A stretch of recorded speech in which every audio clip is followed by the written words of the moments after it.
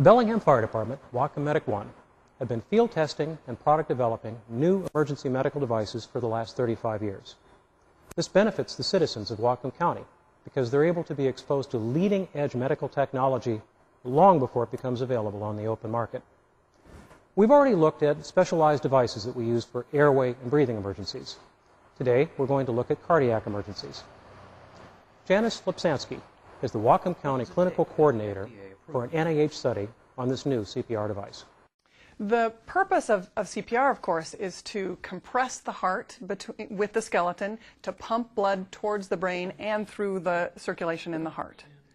After a chest compression, we have to be careful to relieve pressure on the chest. That creates a vacuum that brings blood back to the heart through veins that have one-way valves. If we allow enough time for heart filling, then our next chest compression is more effective. Unfortunately, standard chest compressions are only about 25% as effective as the normal functioning heart.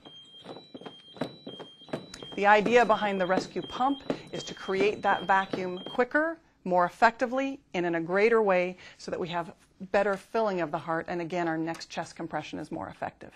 I hate to say it, but the first time I saw a rescue pump, I thought it looked like a toilet plunger with a high-tech T-handle. As a matter of fact, there was an incident in San Francisco. One of the physicians that's involved in this study had received a patient in the emergency room whose family had resuscitated him using a bathroom plunger. That got this scientific mind thinking maybe there is a simpler solution to improving CPR, and it sparked the design of the rescue pump. We're nearing the end of a 2-year study. How are things looking so far? Things are going very well, but I have to say, Whatcom County Emergency Medical Services already had a great track record. Our success rate in responding to cardiac arrest was nearly twice that of the national average. And because we're involved in this study, we've improved on that as well. So more people are getting a pulse back in the field, more people are being transported to the hospital where they can get more advanced care. Now, let's look at 2 other cardiac devices that the Bellingham Fire Department, Whatcom Medic 1, helped to field test. The first cardiac monitors were heavy, bulky, and could only look at the heart in 3 different directions. With the new monitors, we can look at the heart in 12 different directions, which allows us to pinpoint which part of the heart is being damaged in a heart attack. We can now contact the hospital with precise information about the patient's condition, which speeds up the process of getting them to definitive care in the Cardiac Catheterization Lab. The process of defibrillation has changed also.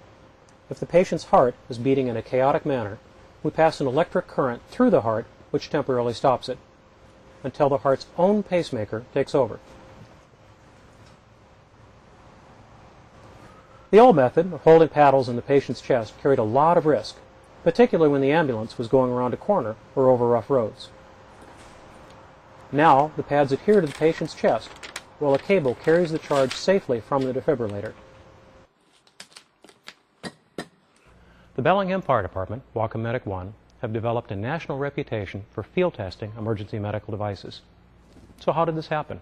Well, it's through the efforts of one man, our medical director, Dr. Marvin Wayne. In fact, he was recently given the title Hero of Emergency Medicine by the American College of Emergency Physicians. And now, a few words from Dr. Wayne. Well, it was really a surprise to receive this award, but this award really doesn't belong to me. It belongs to the wonderful EMS personnel who we get to work with here in Whatcom County. Personnel that are equally dedicated to helping to save Thank you, Dr. Wayne. Among his many other accomplishments are... Guys, wait. No, we're not doing the durability test on Dr. Wayne. Ooh, well, that's going to leave a mark.